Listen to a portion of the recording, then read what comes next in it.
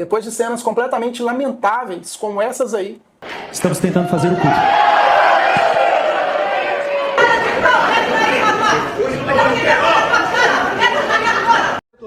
Lá no gabinete, enquanto o pastor estava sendo velado. Não é verdade. O que podia ser evitado aconteceu na Assembleia de Deus. A igreja chegou ao ponto de chamar a polícia militar para resolver um problema que a Bíblia tem resposta.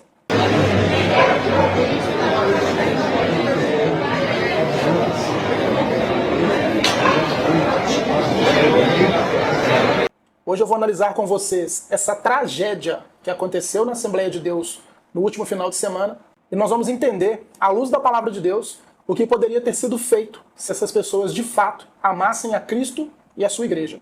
Eu sou o pastor Pedro, teólogo reformado, conselheiro bíblico, e se você gosta de estudar e aprender mais sobre a palavra de Deus, eu já quero te convidar a se inscrever aqui no canal, ativar o sino de notificações, porque aí dessa maneira você continua recebendo os nossos vídeos, tá bom? Quebrando um pouquinho do protocolo, eu quero te convidar também a conhecer o nosso Instagram, Fluindo Reino, com underlinezinho no final. Vou deixar aqui na descrição para vocês. Lá eu sempre posto reflexões sobre a palavra de Deus, auxílios para que você possa fazer o seu devocional diário. Sempre posto também alguns mapas mentais para te ajudar a compreender melhor a palavra de Deus. E muitos dos temas que eu trago aqui no canal também são sugestões que os irmãos sempre deixam lá no Instagram. Eu abro caixinhas de pergunta lá e sempre estou interagindo com vocês por lá também. Então, se você quiser conhecer a nossa página no Instagram, é Fluindo Reino, com underlinezinho no final. Eu vou deixar aqui na descrição, porque lá também tem muito conteúdo bastante interessante, que eu sempre posto para vocês lá, tá bom? E aí, pra gente começar, eu já vou colocar aqui então o vídeo dessa tragédia que aconteceu na Assembleia de Deus de Santo André, e depois eu volto com vocês aqui pra gente analisar, tá bom? Dá uma olhada aí. Deixa eu só avisar, devido a algumas ameaças, a força policial foi necessária ser chamada, tá bom? E eu só quero lembrá-los que a violação de um culto não é permitido pela lei. Está dizendo que só vai sair daqui quando a viatura chegar. Ele não precisa de viatura para sair daqui.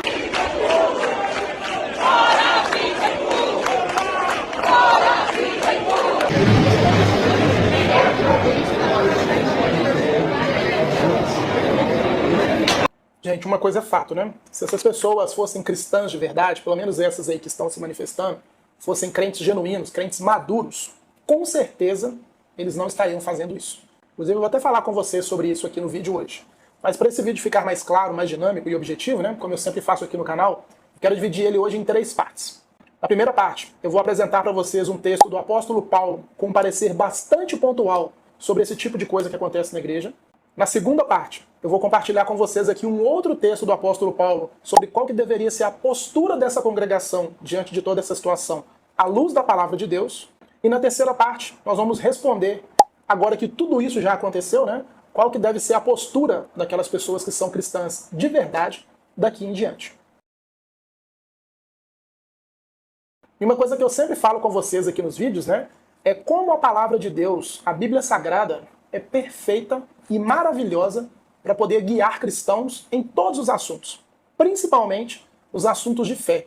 E no texto de 1 Coríntios, capítulo 11, tem uma passagem bíblica que todos vocês conhecem, é uma passagem muito familiar a todos vocês, que Paulo faz uma análise de um cenário bastante parecido na igreja dos Coríntios da época, e que nós podemos extrair princípios para poder aplicar a essa situação da Assembleia de Deus e a muitas outras situações que acontecem nas congregações aí do nosso país. Eu quero ler com vocês o texto de 1 Coríntios capítulo 11, a partir do verso 17, para a gente poder entender melhor essa situação, tá bom? Diz assim a palavra do Senhor: Nisto, porém, que vos prescrevo, eu não vos louvo, porquanto vocês não se juntam para melhor, e sim para pior. Porque, antes de tudo, estou informado de haver divisões entre vós quando vocês se reúnem na igreja, e eu, em parte, o creio. E o primeiro ponto interessante dessa passagem é o parecer que Paulo dá acerca das pessoas que estão praticando esse tipo de coisa na igreja. Ele fala assim, olha, vocês não se juntam para melhor, vocês estão se juntando para pior. E essa palavra para pior no original grego, ela tem uma conotação assim bem dura, porque ela representa perversão moral. Então o que Paulo está querendo dizer é que aquelas pessoas, elas não estavam saindo de casa para irem para a igreja para se tornarem mais parecidas com Cristo. Na verdade, o que elas estavam fazendo é saindo de casa para ir para a igreja para se tornarem mais parecidas com o diabo. No original grego, o que essa palavra propõe é que essas pessoas elas estavam se tornando tão pervertidas moralmente, quando elas estavam se unindo em congregação, que o que esperava-se delas é que elas se tornassem melhores, ou seja, mais maduras na fé, mas o que estava acontecendo é que elas estavam se tornando pessoas ainda mais carnais por conta de tudo o que ele vem relatando dentro da carta aos Coríntios. Inclusive é uma igreja que ele chega a dizer que não poderia falar com eles como a pessoas espirituais, mas como a pessoas carnais.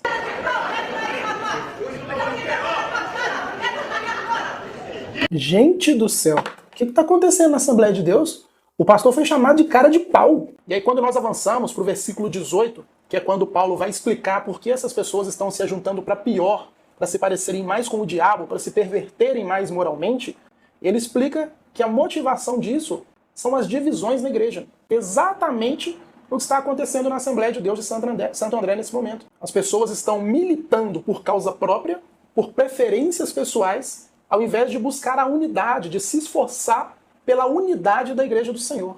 E o interessante é que a Bíblia ela está recheada de advertências quanto a isso. Se os irmãos da Assembleia de Deus Santo André abrissem a Bíblia em algum momento para tentar resolver esse problema à luz da palavra de Deus, nós veríamos, por exemplo, o texto de 1 Coríntios, logo no capítulo 1, quando Paulo fala da questão das divisões que já haviam naquela igreja primitiva.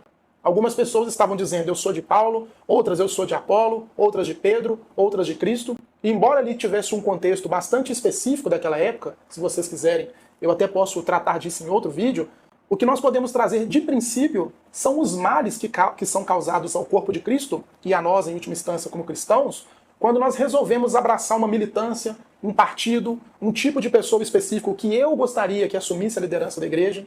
Eu sei que no cenário da Assembleia de Deus Santo André existem algumas implicações ali por conta de regimento, por conta do estatuto, que aparentemente foi mudado de uma maneira que não agradou a todo mundo. Já falei isso aqui em outro vídeo.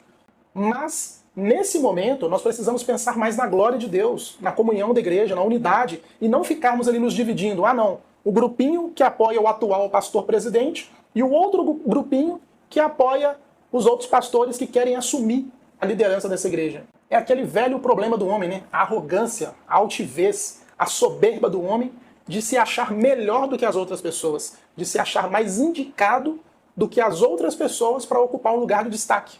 E se você avançar um pouquinho mais aí em 1 Coríntios, nós estávamos falando agora de 1 Coríntios capítulo 1, quando Paulo fala das divisões, no capítulo 3, ainda abordando as questões das divisões na igreja, o que Paulo chama essas pessoas são de crentes imaturos, crentes carnais, crentes que são movidos por inveja e vaidade, e que são por causa justamente dessas pessoas que esse tipo de coisa acontece dentro da igreja. Então parece que Paulo está ali, ó, sentado do lado de fora da Assembleia de Deus de Santo André, sentado ali no meio-fio, no passeio da igreja, escrevendo a sua carta, vendo tudo aquilo que estava acontecendo ali e registrando, olha, crentes carnais, crentes que estão divididos dentro da igreja, que estão buscando os seus interesses pessoais, e que estão esquecendo qual que é a real motivação, qual que é a real finalidade da igreja do nosso Senhor. Por que que Jesus morreu na cruz por cada um de nós?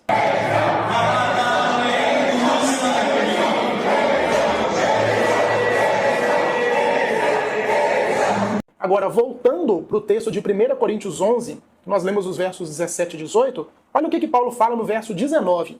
Porque até mesmo importa que existam partidos entre vós, para que também os aprovados se tornem conhecidos no vosso meio. Aqui não é que Paulo está falando que é desejável, que é bom, que é necessário que existam partidos e brigas e contendas dentro da igreja. Não é que ele está aprovando o comportamento.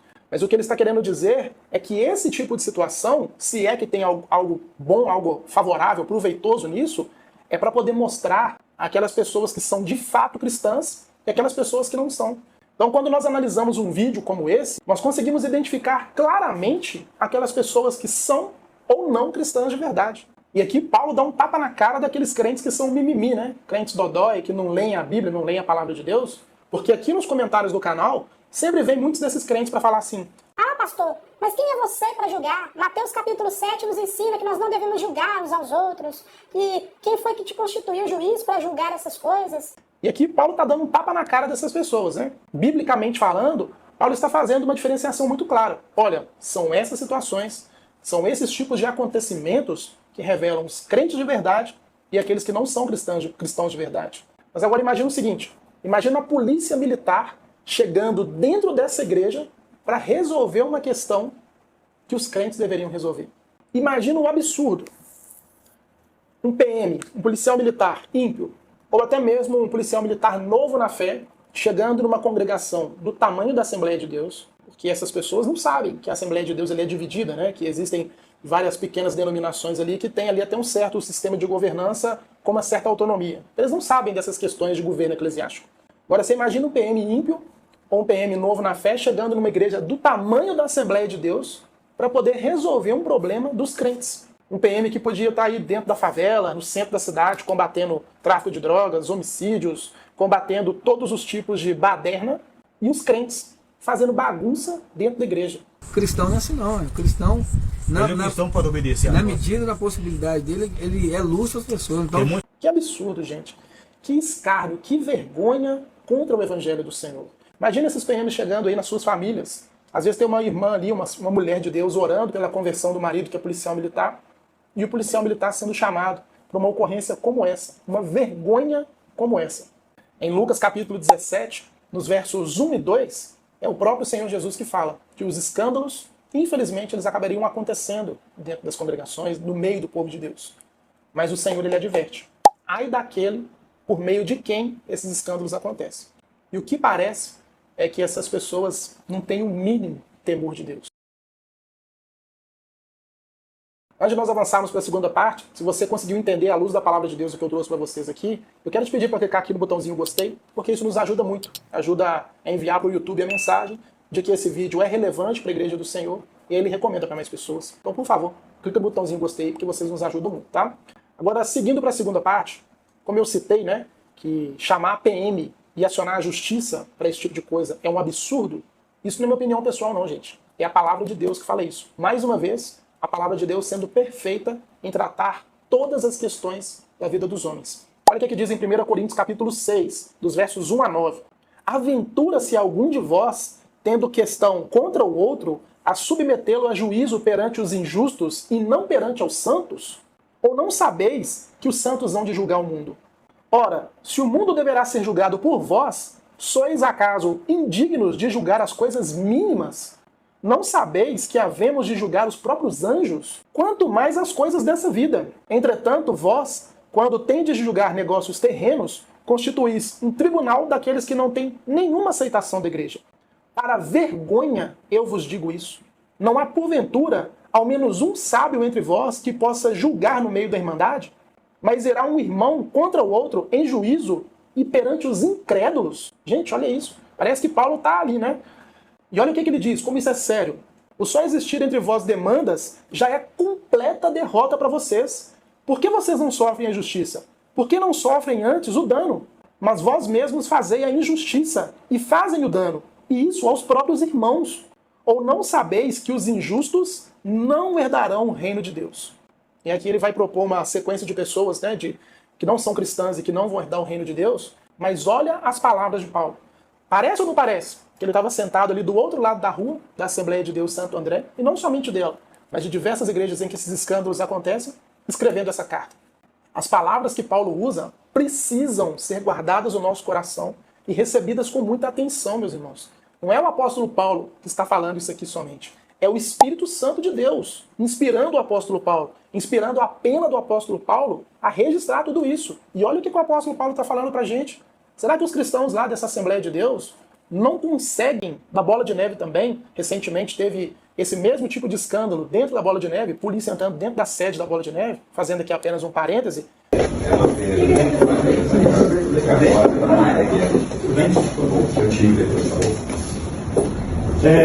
Pega lá o estatuto, por favor.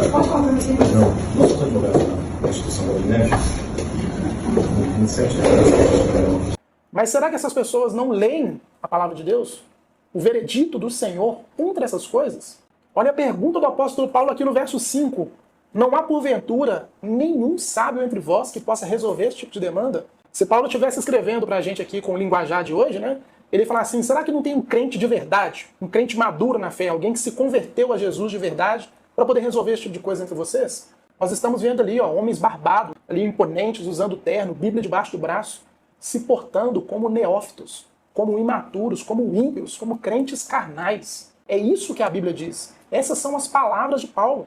Será que não tem ninguém dentro de um lugar como esse que seja cristão de verdade para resolver esse tipo de demanda? Que as pessoas vão parar, vão ouvir a ele para tentar resolver esse tipo de coisa à luz da palavra de Deus? Quando eu estava preparando esse vídeo para vocês, eu me lembrei do texto de Malaquias, capítulo 1, verso 10. Vamos voltar aqui um pouquinho, ó, Malaquias 1, 10. Olha o que o Senhor fala, o veredito do Senhor. Malaquias 1, 10.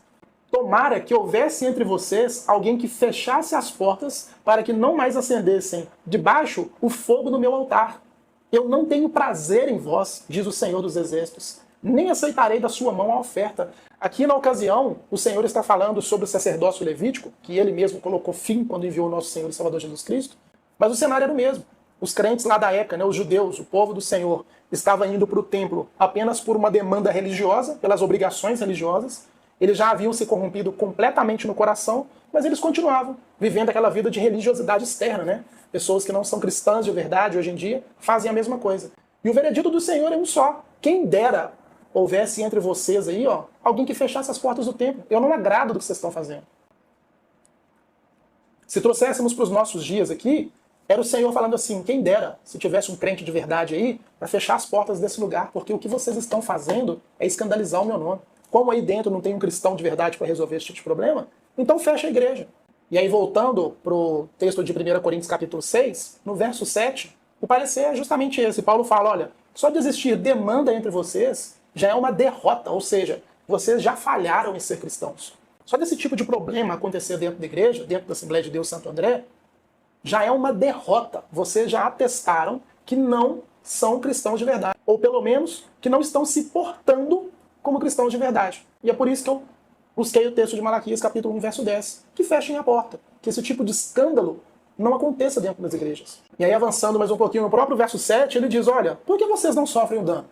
Por que vocês não se sujeitam a padecer de injustiça para que a unidade, para que a glória do Senhor seja manifesta entre vocês? Por que aquelas pessoas que estão ali se manifestando, querendo derrubar o pastor, independente dos problemas estatutários?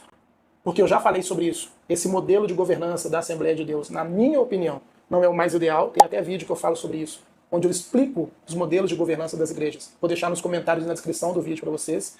Mas se as pessoas já resolveram se submeter a esse tipo de coisa, já que estão ali e querem congregar ali, por que então não sofrem a injustiça? Ah, mas o pastor foi colocado ali de uma maneira que eu não concordo. Eu estou dizendo que é fraude. A pergunta que eu deixo é, então, se você é um cristão de verdade, por que você não aceita a injustiça? Por que você não aceita o dano? Afinal, não foi para isso que o nosso Senhor veio? Para receber em si o dano que nós causamos? Para receber em si a culpa do nosso pecado? Se o irmão está culpado, se o irmão está ali impondo uma injustiça, por que como cristão eu não abro mão do meu direito, eu não me submeto àquilo, mas visando a glória do Senhor, visando o louvor a Deus, que ele seja manifesto, que ele seja glorificado? Mas não, o problema é que as pessoas estão sendo movidas por ego, por vaidade. As pessoas querem os melhores lugares, como Jesus fala dos fariseus, né? Essa liderança que está ali articulando a queda desse pastor, causando todo esse transtorno. Pessoas que iam para o culto para cultuar a Deus, agora estão indo para poder se reunirem para pior. O que essas pessoas querem são os melhores lugares, ser vistas, ser notadas. O velho problema do ego, da vaidade humana. E para esse tipo de pessoa, sofrer o dano, receber a injustiça por amor a Deus, é um absurdo. Só que é triste. Essas pessoas se esquecem que a igreja tem um cabeça, a igreja tem um dono, e não são elas. O dono é o Senhor, o leão da tribo de Judá, aquele que um dia vai voltar como um juiz. Aquele que a Bíblia diz no Salmo 139, que examina as motivações do nosso coração. Até para gravar um vídeo desse aqui para vocês, tem que ter temor, irmão. Eu não posso vir aqui de maneira hipócrita e julgar as pessoas, apontar sem que o meu coração esteja com a motivação correta também não. Porque senão o Senhor, ele vai me julgar da mesma maneira. Mas a pergunta que eu deixo para vocês é, o que essas pessoas estão fazendo com a igreja do Senhor? Qual que é a motivação delas em causar esse tipo de polêmica, esse tipo de absurdo dentro da igreja do Senhor? Agora que todo esse vexame contra o nome do Senhor, contra a igreja do Senhor aconteceu, na minha humilde ótica, existem apenas duas possibilidades.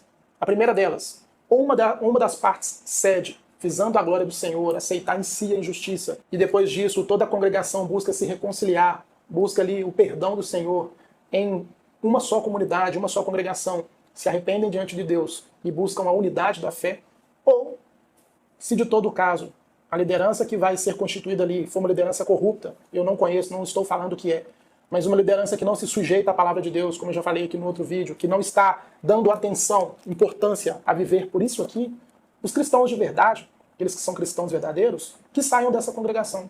O que acontece é que tem muita gente ali velando pela placa da igreja, não pela igreja espiritual do Senhor. Tem muita gente ali que quer o poder da placa Assembleia de Deus. A Assembleia de Deus é a maior congregação evangélica do nosso país, já falei isso aqui em outros vídeos. Então tem muita gente ali que não quer ser cristão de verdade, ser igreja do Senhor, não se importa com a noiva do Cordeiro, ele está tratando a noiva do Cordeiro como uma prostituta. Então, para essas pessoas, o juízo é certo. Aqueles até entre os líderes, né, que têm assumido essa postura, o juízo é certo. Só que para aquelas pessoas que são cristãs de verdade, o meu apelo é, saiam dessas congregações, não validem esse tipo de coisa. Ah não, mas tem um probleminha ou outro aqui na minha igreja, e agora estou falando de todas as congregações, tem um probleminha ou outro aqui na minha igreja, eu vou continuar aqui. Uma coisa é fato, irmãos. Sempre digo isso aqui. E sempre tem muita gente vindo aqui com um tom de ironia. Ah, pastor, então me diz qual que é a igreja perfeita. Igreja perfeita não existe. Nós somos pecadores ainda. Infelizmente, nós ainda pecamos por causa da podridão da nossa carne, a corrupção da nossa carne. Mas, uma coisa é a igreja não ser perfeita, sem nenhum problema, sem nenhum mal, porque isso as igrejas vão ter. Outra coisa é uma igreja inclinada para o engano, para heresias, para coisas como essa, que atentam contra a fé, que escandalizam a fé no Senhor, que são sinagogas de Satanás.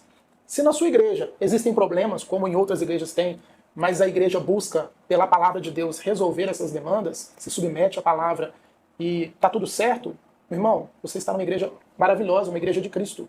Agora, se na sua igreja existem problemas, existem heresias, divisões como essa daí, mas as pessoas se recusam a se sujeitarem à palavra de Deus, chegou o tempo de você sair desse lugar. Igreja perfeita não existe. Mas existe uma igreja espiritual do Senhor, onde nós reconhecemos os nossos erros, buscamos o perdão e a misericórdia do Senhor e buscamos a direção da palavra de Deus. Se você está numa congregação que é oposta, que não se sujeita à palavra de Deus, chegou sim a hora de você sair. E você que é cristão verdadeiro, não pode compactuar com esses lugares. Se omitir quando a fé no nosso Senhor, quando a palavra de Deus está sendo atacada, para um cristão, não é uma opção. Nós somos chamados em diversos textos bíblicos a batalhar pela fé, a manter a nossa igreja, a igreja de Cristo, santa, pura, imaculada. Todos nós temos esse dever. O apóstolo Pedro diz que todos nós somos constituídos sacerdotes. Isso significa dizer, não é só o pastor que está lá na frente que tem a obrigação de manter a igreja, de lutar pela santidade, pela pureza da igreja. Cada cristão, individualmente, também tem essa obrigação. Então nós temos sim o dever de prestar contas, de nos sujeitarmos à palavra de Deus, de nos submetermos à sua direção, para que nós venhamos a buscar a fé genuína do Senhor. Para a gente finalizar o vídeo, você sempre me pede indicação de livro, né? Vou deixar esse aqui para vocês, ó. Piedade e Paixão, do reverendo Hernandes Dias Lopes. Aqui, ó. Vou deixar na descrição do vídeo, nos comentários para vocês, que falam sobre a vida dos ministros da igreja, a piedade, comprometimento com a palavra de Deus. Principalmente se você que está vendo esse vídeo for um pastor, um líder, leia esse livro. É muito indicado, de um homem de Deus de verdade, porque eu tenho certeza que vai contribuir e muito para a sua fé. E não é só para pastores e líderes não, tá? Para todos os cristãos. Vou deixar na descrição do vídeo e nos comentários para vocês aqui.